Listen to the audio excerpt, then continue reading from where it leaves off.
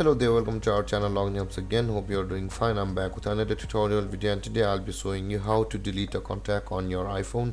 And now without further ado, let's dive right into the video. But before that, don't forget to like, subscribe and hit that bell icon for more videos. Now to delete a contact on your iPhone, first open up your phone app on your iPhone, and after you can see I'm on the contacts tab directly.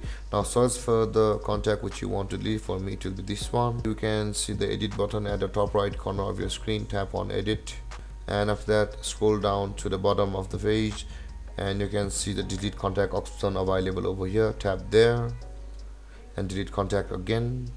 And there guys, this is how you delete a contact on your iPhone. And if you have any confusions or questions regarding the topic, don't hesitate to comment in the comment section below, and don't forget to like, subscribe and hit that bell icon for more videos. Thank you for watching guys. Peace.